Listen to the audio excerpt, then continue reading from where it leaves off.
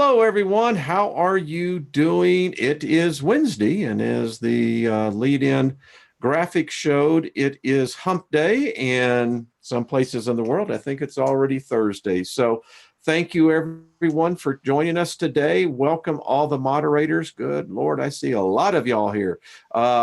We have a special guest today.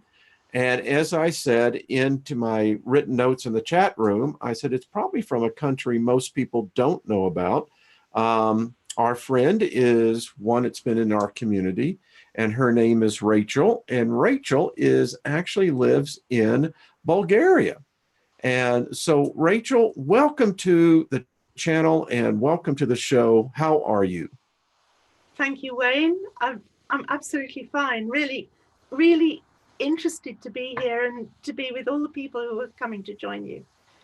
Well, I'm so happy to be here. Well, good. We're happy here as well. Everyone, I'm just looking in the chat room. So I know that when you and I last spoke, that you had quite an interesting story. Obviously, I think by your dialect, we can tell you're English, but you live in a country that I hadn't really known that much about, Bulgaria. It's on the Black Sea. But as I studied the history of the country, it's very robust. So, Rachel, how are you and how did you get in Bulgaria of all places? Well, a Quaker friend of mine said to me once, you know how it is with things, somebody mentions something once and then somebody mentions it a second time. And by the third time, you've already bought your ticket and you're going there.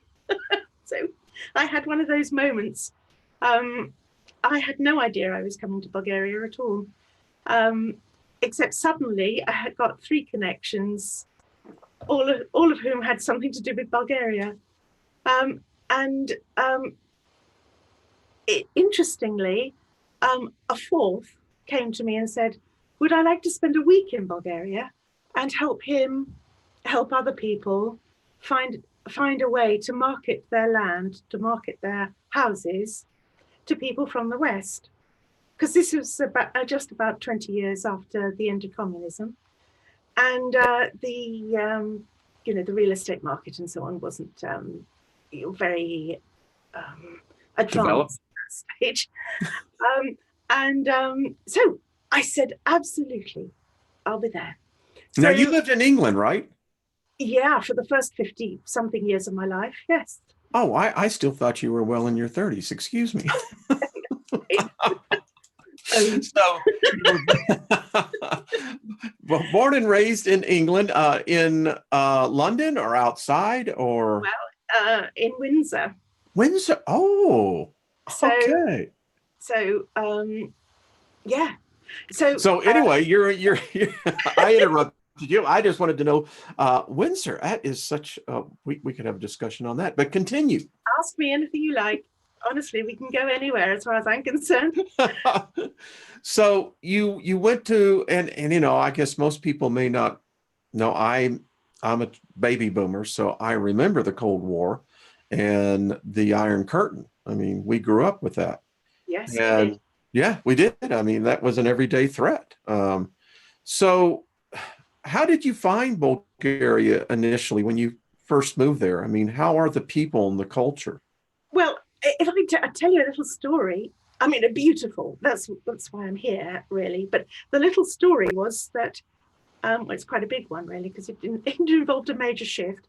On that week that I came with that friend who wanted me to travel around Bulgaria with him and an architect, and we'd, put some ideas together. At the end of that week, he took me back to Sofia, and I was going to get the plane, but we had time to spare. And he said, why don't we just go here for a little bit of lunch, and I'll call a precious friend of mine and see if she can come and join us. And she did. And she is the most wonderful friend. She's a lawyer in Sofia. And what she said to me sort of changed everything just right that moment. Because I'd been asking her about what she was doing. And then she kindly asked me what I was doing. And I said that I'm passionately bringing together what I can to be able to teach or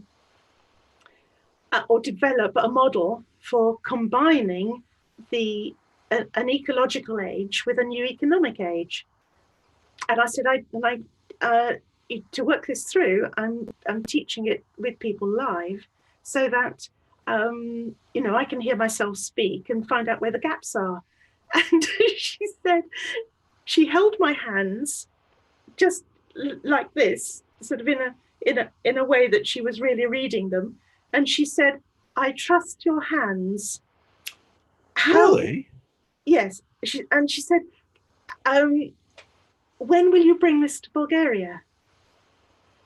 And I looked at her and I said, "Well, how soon can you find me somewhere to live?" So that's how I came to Bulgaria, because within 2 months she had found me somewhere, and I'd parked everything. I just had got a few things down to a couple of tea chests that I would have sent on when I knew where I was staying, and everything else was in one bag, my laptop and a carry-on, and I dealt with everything else, which is saying something if you knew what I was doing. Oh, So anyway, people in England, and indeed people when I arrived in Sofia, would ask me either, "Why are you going there?" And people in Bulgaria would say, "Why have you come here?" And I was, and I in the end, because I tried to give sort of left brain answers, so my head was working, but actually my heart was saying, "Come on, Rach, it's about doing it, finding out how to walk into your wisdom." yes. How odd, and too, that their capital city is wisdom. I mean, Sophia. Absolutely. So, I mean, Yeah. I knew that because one of the books that I brought with me, not many from that period, but is this, which is, I don't know whether you're seeing that backwards or I forwards. can. Yes. But that's a book on alchemy, Introduction to the Symbolism and the Psychology by Marie-Louise von France. And she used to work with Carl Jung. And there's quite a lot in there about Sophia. So Yes, there is quite a bit. Sophia. Sorry, I must anglicize it, otherwise you won't know what I'm talking about. What I find is that all the time there are representations and links and confluences to do with this that have come up through my life, but also are available to everybody. And I think it's increasingly so now. Don't you, Wayne? I do. In fact, first of all, let me invoke favor upon all of our listeners. And we just invoke great favor upon your life. Restoration. And restoration is health, it's financial, it is peace of mind. May there be nothing missing and nothing broken in your lives. And Rachel, I want to take a second here. We had one of our community members, Miss Tina Bop, 123, and she wrote me this morning, and her son, who is quite the athlete, has had a stretch of where he has had a number of injuries. And as a result, he's currently in physical therapy after having ACL surgery. I know what that's like. The thing about it is her son is struggling mentally with all the injuries, and well, he's had thoughts of suicide. So we just want to come together as a community and just focus in on this young life, 16 years old, hitting into the stride of the most exciting time. And we're not going to allow the energy forces to, number one, penetrate his thoughts, steal his thoughts, or steal his life energy. And so, Tina, we are thinking about you and your family. And folks, if we just give her the energy, she's asking for it. And we have seen it happen in this group before, where we get a group focus and things happen. So just be thinking of Tina today as well, because Rachel, my professional background back in the mid 80s, I worked with Billy Joel on a public service announcement uh, specifically for suicide for kids under 21. And so it's a it's a it's it's a sadness that unfortunately so many these days, and it has been here, but it seems like more today. So anyway, so alchemy. I am most curious about this, Miss Rachel. How did you come about alchemy? Back in England, in Herefordshire, I had a very dear friend. She was Australian. She was decades older than me. And she was a fascinating and wonderful person. And I was pretty much a pupil to her for about 20 years in a very part-time way, which segued into becoming friends with her, which was wonderful. Now, was she a mentor?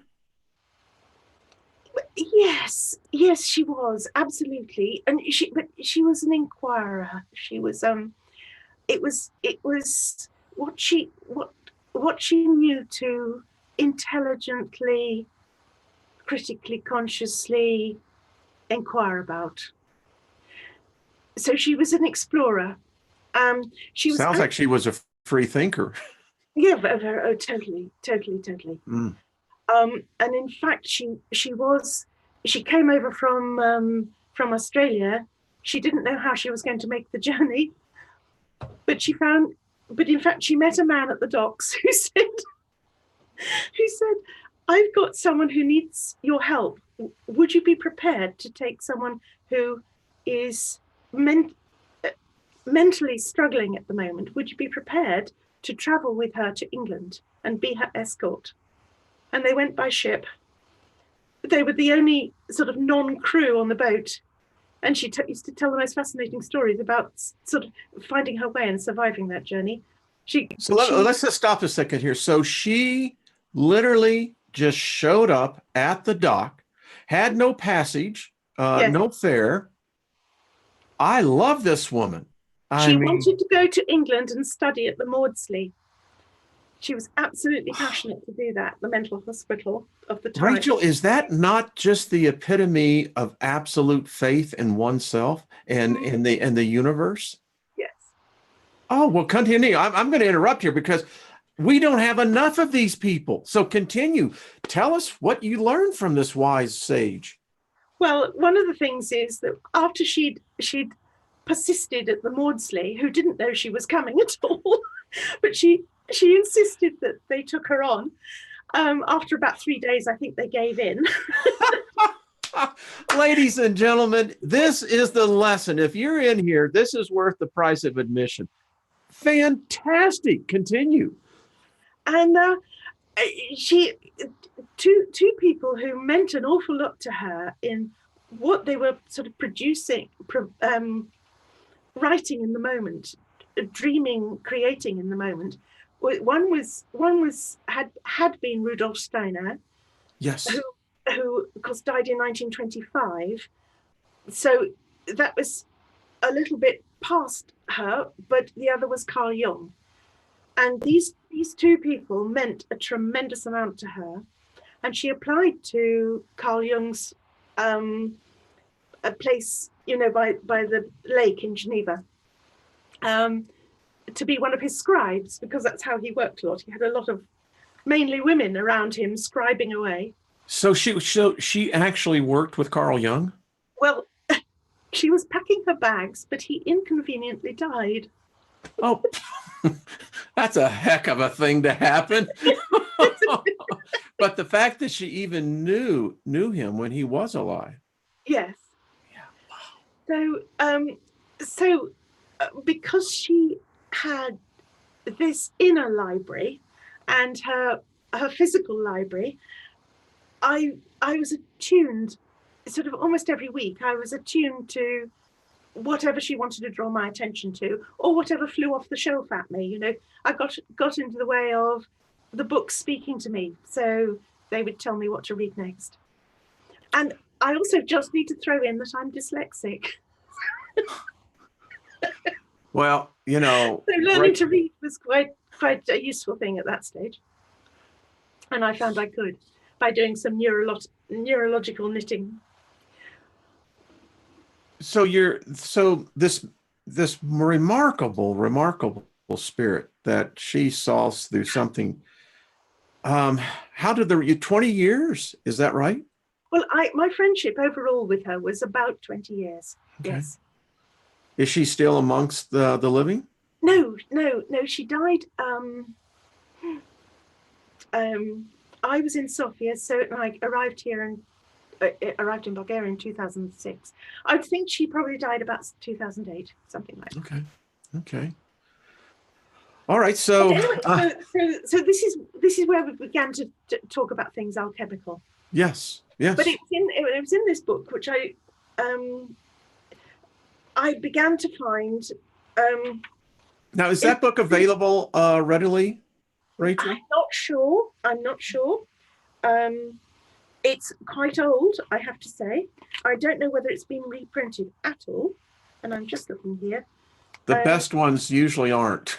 No, but it's based on a series of lectures given in 1959 at the Carl Gustav Jung Institute in Zurich.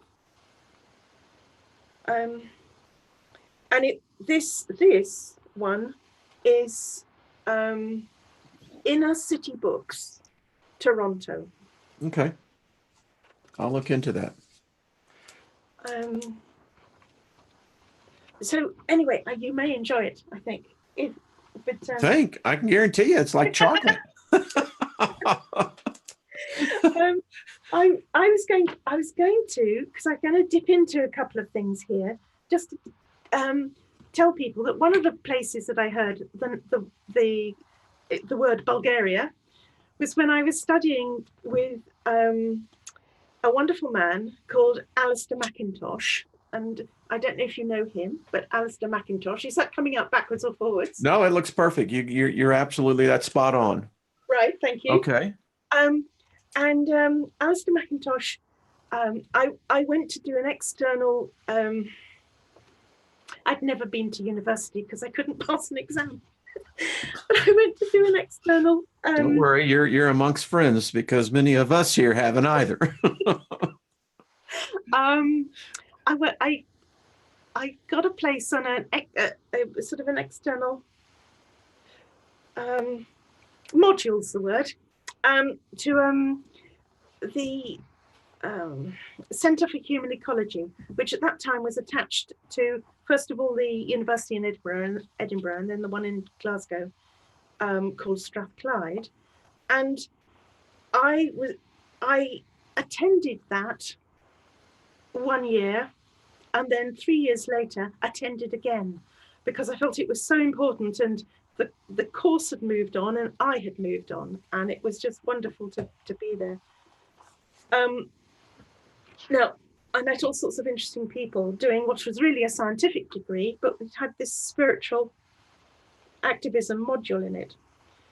And Alistair so sweetly wrote in the front of here, for Rachel, in solidarity on your journey, as you pass through these parts, peace, Alistair McIntosh. Wow. Now he speaks to high up military. He's invited regularly to speak to high up military about peace. About peace. Mm. Now, how is his approach on that? I mean, because you have, I guess, like the metaphysical, then you have the spiritual, and you have the secular. And so often when we speak about peace, it seems to fall into one of those camps. How would you describe his? I would say that he very, very, in a very talented way, moves from the poetry of it into the hard practicalities of using something like not giving a situation your blessing. Not giving a situation your blessing. Yes. I withhold my blessing. Yeah. You bring up a very good point, because I don't think many of us understand how powerful that statement you made. And obviously, is he a doctor? Or is he in Yes, psychology? um, I'm so sorry. Sorry, Alistair, if you're listening. I can't. I need how to Would love address. to have you on, by the way, if you're listening. Oh, he's. I think, yes, technically, I think he is, and he's also a fellow of the. He must have a doctorate, of course. Yeah, it sounds like he But does. in what I'm not absolutely certain right at this second. I'd be curious if you ever, are you still in communication with him? Oh, can be. Yes. Yeah. Yes. One of the questions I would have for him, I'd be curious to see how he would respond to this. I read, it's been a couple of years ago, in fact, from a fellow in the school was just right there, Cambridge, thank you, that the problem with peace with our species, Homo sapiens sapiens, is that until we eliminate the survival instinct, that peace will be tenuous at best, maybe completely elusive at worst. I think one of the things that it has seemed to me that there's always a very important and interesting discussion about where peace is said to have broken out, when in fact it's merely an absence of hostility. Oh, I like that. It's merely a withdrawal of hostility. Yeah. Something when I came to live in Bulgaria, I was very fortunate. I went to do some voluntary work with an organization. A lot of it I did online, but sometimes I used to visit them in the former Yugoslavia. So it started my work in post-war zones, and I was so fortunate to have the physical and the visceral experience of standing on one side of the Danube. I found that my foot just turned over into a shell hole, and it was telling me something. It was actually telling me that the river, which somebody had told me earlier in the day, they couldn't get trade restored on it in that place. And I suddenly knew how poisoned it was because of the shells being lobbed from the other side of the river. Oh, that does have a tendency to unnerve some people. It's like, could you pass the ketchup? Oh, yeah.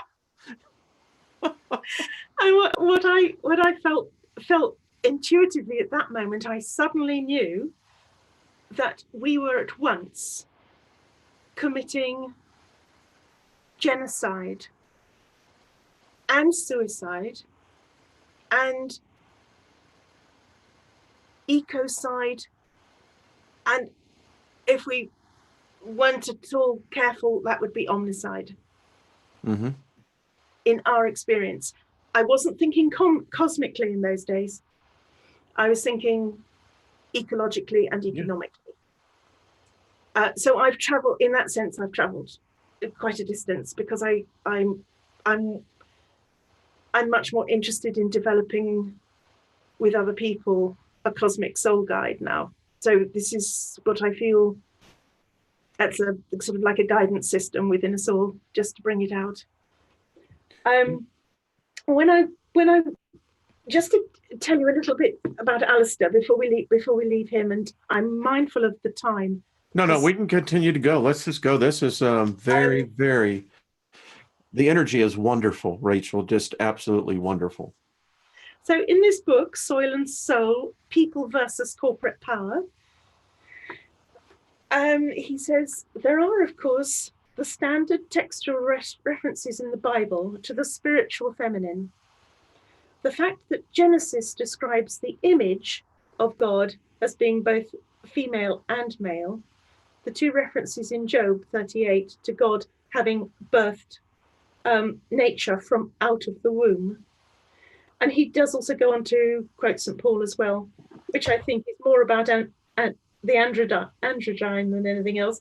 But he said St. Paul's remark that that in Christ there is neither male nor female. So I will just roll on very quickly and say, but perhaps the most powerful material comes to us in the person of an Old Testament figure known as Hokmah in Hebrew or Sophia in Greek.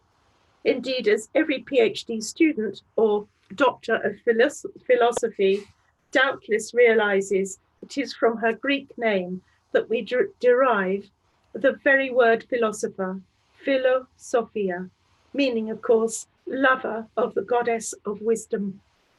Yes, yes. Woman wisdom, as she is sometimes called, first appears in a body of Old Testament material called wisdom literature, particularly in Proverbs, Ecclesiastes, Job, and implicitly the magnificently erotic Song of Solomon. Theologically, she is identified with the Holy Spirit, our spirit of kindliness. Both the Hebrew word for spirit, ruach, and the Hellenic Sophia are feminine gendered. Here is a very beautiful passage from Proverbs 8, 2,600 years old, in which she describes herself. And I can read it. Go ahead, go ahead. Yes, I know that passage very well. The Lord created me at the beginning of his work, the first of his acts of long ago. Ages ago I was set up, at the first, before the beginning of the earth. When there were no depths, I was brought forth. When there were no springs abounding with water, before the mountains had been shaped, before the hills, I was brought forth. And when he had not yet made earth and fields, or the world's first bits of soil, when he established the heavens, I was there. When he drew a circle on the face of the deep, when he made firm the skies above, when he established the fountains of the deep, when he assigned to the sea its limit, so that the waters might not transgress his command, when he marked out the foundations of the earth, then I was beside him, like a master worker, and I was daily his delight, rejoicing in his inhabited world and delighting in the human race. And now, my children, listen to me. Happy are those who keep my ways. Hear instruction and be wise, and do not neglect it. Happy is the one who listens to me, watching daily at my gates, waiting beside my doors. For whoever finds me finds life and obtains favor from the Lord, Wayne. And those who miss me injure themselves, and who hate me love death. And just to complete what Alistair's commentary, no wonder a few sermons are preached about this passage. To the patriarchy, it is terrifying. What could speak more clearly to the domination system than all who miss me injure themselves, all who hate me love death? So what is the full spiritual significance of woman wisdom? Yes, yes. In fact, I have one of my textbooks. This is the 39 First of Humanity in Sumer. Predates all the Bible, Proverbs, but that proverb that you just spoke of actually comes from the Sumerians. Oh, okay. I can't get into obviously the print, but No. that proverb, again, most people have never studied the Sumerian, the tablets, but yeah, that was one of the ones that, in fact, this is a great book, Rachel, if you ever want to get it. It's available from Dr. Noah Kramer. Right. And it is one that I recommend all of our listeners to invest in because it kind of tells you, since the Sumerians were the first to be able to actually write down language of thought, that's what separated them from everyone else at their time. And what we find so interesting was in the cultural mindset of their society, wisdom, even then, was the most cherished of all. So it goes to tell you, I happen to think that she is of a spiritual form. I think she is of the first heaven. And if you read according to many of the books that I have on her, which there is a lot written about her, she has withdrawn herself. And one day it is legend that when she does reveal herself, we will once again go back into the golden age.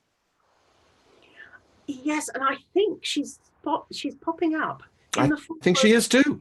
In the form of the feminine rivers, for example, that are bursting through in places where they were covered over with concrete, where culture was overtaking nature. And she's just saying, I've had enough. Yes. Let me ask you something of the culture that you have there in Bulgaria. What is the country primarily Christian, Muslim? Let me tell you, Muslim about 11%, as far as the figures that I saw recently. I don't know how up to date they were, but I don't think the population has altered much. And they are the children and the grandchildren and the great-grandchildren of the forced conversions under the Ottoman Empire. We're still finding massacre sites, so it's a very current thing, and a very delicate line to walk. Yeah, for all of us, for everybody. The Christian base here is very, very strong, Orthodox. okay, all right. So not so much Catholicism, but more Orthodoxy. Absolutely zero Catholicism. Okay, all right, good. That's very interesting because, there's the trade routes that Bulgaria was on were very coveted by the Vatican. I mean, you had access to the Black Sea that gave you access off into the east. Well, the Vatican has a very nice grounding in Romania, which is just north of the Danube from us. Yeah, and they right up the road, they would say, for us here in America. Yes, up the road and a bit of paddling. Yes, and what I noticed is a couple of things you might in passing be interested in. Is that also in the village where I live, and there are barely 800 of us here. Oh, that is a small village. There's a free church as well, which after the end of communism, the churches were because I know a man who is a pastor in the free church in Sofia, and he was imprisoned for his faith. Now, he wrote a fascinating book, and it was such a privilege to meet him and his brother. They had to tolerate such stuff. And when we talk about the free church, what is that specifically? I was just going to say how this came about. It's difficult to speak fast enough. How this came about was that talking to England, they sent representatives to the north of the Balkan Mountains. They sent Methodist, and to the south they sent Congregationalist. So the free church in my village is based on a sort of like a template that the English Congregationalist. I'm sorry. My wife, she came out of the Baptist church, and, her view of God was that she called God the whack-a-mole God, because the Baptists teach every time you raise your head, God's going to whack you down. And I'm just seeing this. So we got the congregational movement going north, the Methodist movement in south. All right. So I guess the free church is what, in between? No, the free church, that's what they call the free church, because it's not Orthodox. Okay. I love it. And he was jailed for his faith. Yes, not someone who's been pastor in this village, but someone who was pastor of a big congregation in Sofia, and of course the communist state and the Orthodox Church reached an accommodation with each other, but the Free Church were hung out to dry. So it's just an important piece of history, that. Yes, it is. It's remarkable. And, you know, when I think about it, that because so often in Europe and places, now, I guess I just want to make sure on this. So Bulgaria is still considered to be part of Europe, is it not? Or is it in the rejoining of East and West? I'm not sure how they are. Are they still part of that, or the Urals? It's definitely part of Europe. In a geographical sense, it is considered part of Europe. It's on the Balkan Peninsula, sharing space with Greece and the European piece of Turkey. Okay, all right, because that actually is the Balkan Peninsula. Then you have the Balkan range of mountains going north. I mean, they go east to west, but I'm taking you north. Yes. Over the mountains. The other side of that, you've got the Methodists, and they're doing their free churches. I got to stay our flag somewhere. I love this. And then there are two key crossings of the Danube, and you get into Romania if you keep going straight ahead north, and if you hang a left to the west, you'll find yourself in Serbia. Okay. Oh, there we all. I had to tell you about my train ride from Serbia. Please do, because a lot of people, you do remember, they were pretty much war torn for the longest time. Yes. Yeah. And I traveled in, I suppose this would have been about 2007, 8. And obviously, hostilities had ceased. But it was, I think that I just want to tell you about this little experience I had when I crossed the border from Bulgaria into Serbia, because nobody's speaking any English. So I had to hodgepodge together what I can gather about the Cyrillic alphabet, or the Cyrillic alphabet, I think you might call it, but it's Kirill and his brother Metodi who created it. And in amongst all this, I was able to discern that the customs people were asking me, did I have got any cigarettes and guns? And I was being asked in a way that it was difficult for me to discern. Do they actually want some? You know, am I, if I don't have any for them, am I failing in some? Now, was that cigarettes and gum, or guns? Guns. That's what I thought. Okay, that's a hell of a combination. Hey, lady, you got a smoke, and then by the way, you got any 9mm there? So anyway, I simply said no because it wasn't. That was the truth. But I mean, I was left in a quandary. But anyway, I made this. I really enjoyed this train journey, and it was incredibly slow, and barely comfortable. But it was very enjoyable. And then I was met in Croatia by our host. I mean, that is to say, the gentleman who is head of mission in the small NGO where I was doing my best to do something, helpful. Now, Rachel, you have converted to Quaker. Is that right? You're a Quaker? Yes, I was brought up in the Church of England. Okay. All right, very high church end. So everything was sort of kind of almost more Roman than Rome. And not like that. And over that, I just got so much impression. I want people to know that I never have been a feminist, and I never will be one. I'm working for the sacred feminine, yeah, as well as the sacred masculine. Yeah. I don't. Well, the two can't be separated. One or the other. It's important to make that distinction, but also to embrace both together. And because in my early days of being sort of an only child observing things, we lived on a crossroads, and we were behind quite a high fence, but I had a very accommodating tree stump that I used to stand on so I could look over the top and just watch what was going on. Small row of shops opposite. Next door to us was a pub. Diagonally opposite that pub was another pub. Two pubs. A bar, I suppose I should say. Where they serve spirits. Exactly. Yeah, they do. Opposite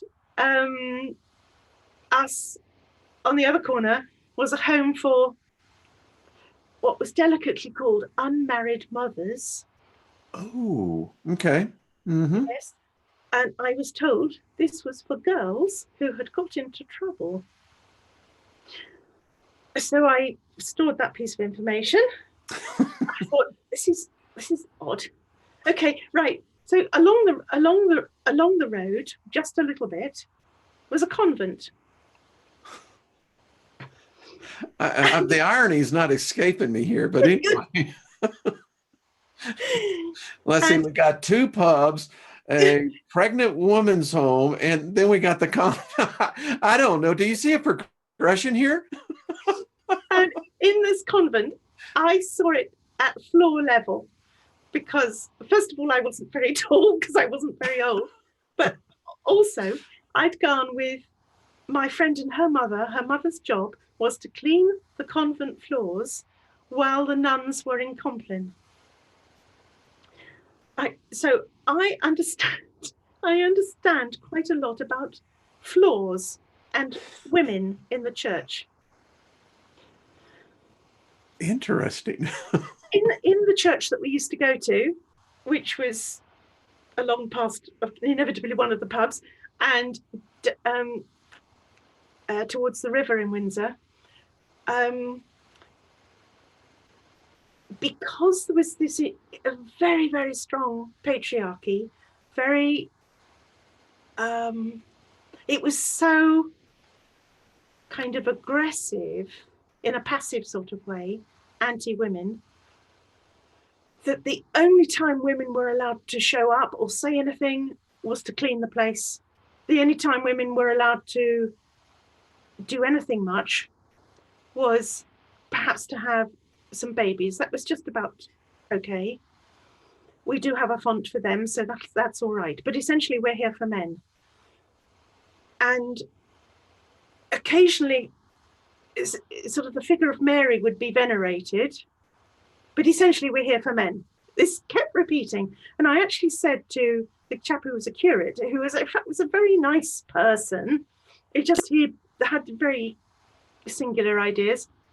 And I said to him, when are we going to be able to have girls in the choir? He said, never.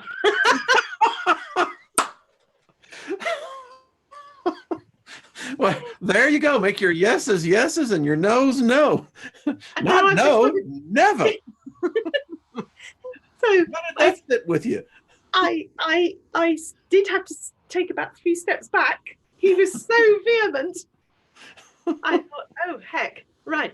And the other piece of this picture is that in the row of shops opposite exactly where we lived, there was a post office run by a splendid woman called Mrs. Wilkinson. And she had a great sense of humour, and she also had a little eye for business as well. She used to shut for lunch, except on 2 days when she stayed open, but not to the general public. On one day, I discovered that on one day, she used to open it at lunchtime so that the girls from the unmarried mother's home could come and shop, but not be with the general public. Another day of the week, she used to do exactly the same for the convent. Wow. Their two organising boards did not want those two groups of women to meet each other. Could you imagine if they did? They wanted to control what was happening to them when they were spending time outside as well. I would say that those two groups had more in common and probably had more commonality in finding a solution to both sides. Of course. You know, Rachel, we got just a little bit more time here. So kind of let everyone know, what are you doing today? What do you see on your life path, your mission there in Bulgaria? I've been so fortunate that being here has allowed me to be relatively quiet while I've been doing a lot of research. It has meant that after I'd done 4 years teaching in Sofia, I then left Sofia. I finished up just a little bit of consultancy work, which I had. And then sort of 2010, 2011, I pretty much stopped that and got deep into what I wanted to be doing and to developing what I wanted to do. I was fortunate enough to have a very small occupational pension, and I now have a state pension, and they kept me in this place here. I was able to live, and I was able to live peacefully. What is your research specifically, Rachel? What are you I found that it has come through to healing. It's come through to going back to teaching in some way. It's come because I was a home educator as well as other things. And what I feel is I want to find ways and means of people being able to know how to get back to expressing themselves, because we've lost that, expressing themselves authentically, and to find ways to their own healing and to find ways to their own wealth. I'm particularly keen to combine those two because I think they get separated too. In fact, you can bet anybody's bottom dollar that the game is to separate everything about us. So my thing is I want, you know, the saying about don't put all your eggs in one basket. I've turned that upside down and inside out, because I think we need to kind of get in the magic of understanding about which baskets we need in our one egg. How interesting. Okay, I like that. So that egg is healthy and potent and capable of nourishing everything we want to do. It has to be full of the right things. So I find this is an ongoing process. It's not a once only job. Obviously, it seems to be a very lively thing to do, is to actually say, okay, have I got the right things with me? I'm someone who left her home country with very little. I didn't know if I'd packed the right things or not. So I've all the time been, I have that kind of metaphor going on, is have I packed the right things? And so I know that I've got to bring these essentials together, and they are metaphorically in my bag. They're in my golden egg, and I want to show other people how to do that. You know, I admire you, Rachel, because as you were talking, how few of us do we ever have enough faith in ourselves and that which we say we believe in to literally go out without the safety net and say, this is what I believe. This is how I see not only Sophia, but I say Sophia Pistis. You can't have wisdom without knowledge. But yet what you've done in your journey, you made the steps, and I happen to think you're one of the few precious souls that others could learn a lot from in their walk on this journey. Thank you, Wayne, so much for saying that. It's very precious you've said that. Do you have a way that people can get in touch with you? Do you have a website, or do you have a course? I mean, I want to help promote this. Thank you. Well, it's in development, I think would be fair to say. Okay, that's all right. I know someone else is doing the same thing. I just But want to let you know, when you get that ready, you have an open invitation right here. Wayne, that's wonderful. And can I just say that people, if somebody listening to this now feels that I might be able to help with something, I'm totally happy to, depending on what my time is and the fact we've got time zones to juggle with probably. Yeah. But in principle, if they would like to write me a note on Skype, they can find me at RGI. That's my initials, RG for Rachel Goddard, and I is for independent or international or anything. It's for me, man. Dot, then my name spelt out in full, RACHELGODDARD. That is my Skype ID. And people are also welcome to email me at ecoprovision, ECOPROVISION at protonmail, PROTON dot, no, not dot anything, protonmail, all one word, .com. Rachel, email me that, and then when I repost this, I'll put that in for contact information. You know, be prepared though. Yeah, no, because it will. I'm relaxed about doing and saying that, because this is I'm being called at this moment to step out and come forward. Yep. And this is a way where people, if just the little trade they can do with me energetically, is that in any way that I can help them by me learning from them what people really want and need. Yes. Yes. Um, I'm excited about this, Rachel. I tell you, I feel fortunate enough to be a part of this, because there is such a coalescing taking place. And, you know, it's how a group becomes strong. It's by the individuals that unite. You are united, my dear. You are a uniter. I think you're also one that edifies people and encourages them. And I like that. Thank you, Wayne, very much. Hey, so do you, by the way. I don't know. You know, we all have our gifts, and just to tell everybody here is that my cousin has in her house a legend which says an artist isn't a special kind of man. Every man, or woman, obviously, is a special kind of artist.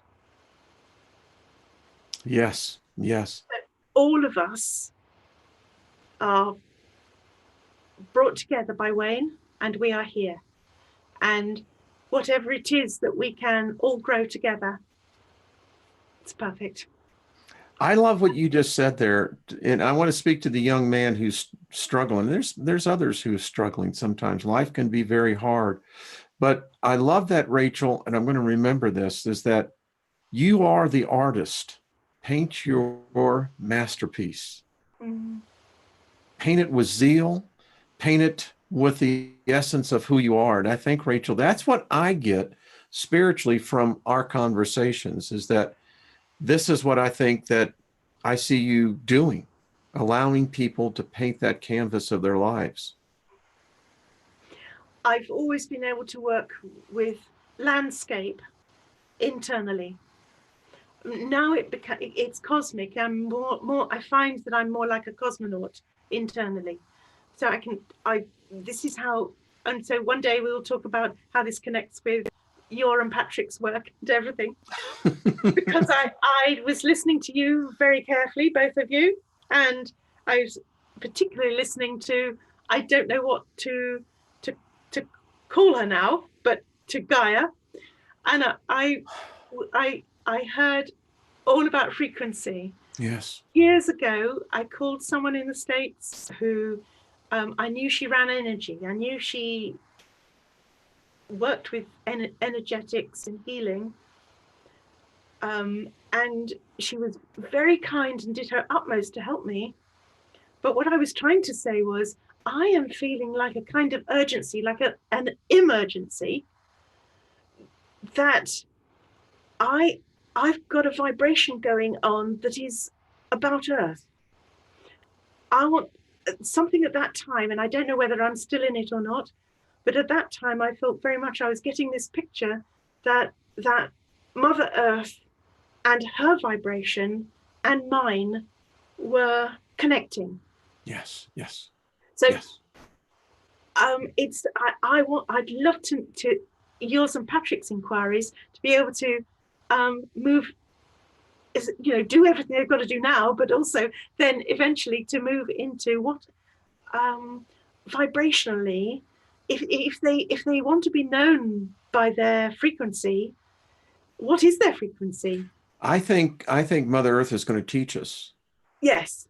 It's a lost knowledge. I've been looking into this, and we seem to have a wagon wheel, which there are so many different theologies, philosophies, ideologies on what this energy is of Earth. I got a sense, Rachel, we're going to learn. Mm. And I wonder what happens then. Mm. Wow. Will you come back on? Would you come? Would you come back on? I would, Wayne, if you'd like me to. Love to. Are you kidding? This is what this channel is about. We get in a lot of deep stuff, but we've got to also get into the action. And Rachel, go ahead, hon. We have. It's combining the spiritual development with the activism. And that's what turns it into wisdom. That is that alchemical piece for wisdom, in my view. I think you're right on. So I'm all for it. I think you're spot on, my dear. Get this course done, and I'll tell you, I'll even sign up for it. I think this is how knowledge is ascertained. This is how knowledge is shared. And Rachel, I love your energy. I love what your mission, and I love the fact that what I tell you, something I don't speak about often, but what I love is your discipline. Thank you. So, all right. Thank you for being on, my dear. Make sure to email me your contact information. Would you like to say something to the audience before we go? I love you, and I share with you that if you don't feel it at this moment, there is access to profound love at your core.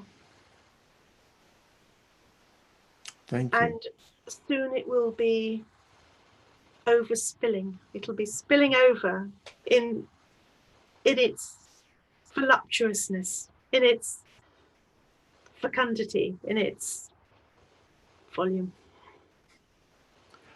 I love that. When you were saying that, I'm telling you, literally what I was hearing is the Who on Quadrophenia. Love, rain on me, rain down, rain down. That's exactly what I was hearing. Well, thank you for putting that song in my head. I love that. Rachel, much love to you, my dear. Let's keep in touch. Let's have you back on here real soon, okay? Thank you. All right. Thank you so much, Wayne. Thank you, everyone. We will see you tomorrow. Much love. All right. Bye-bye.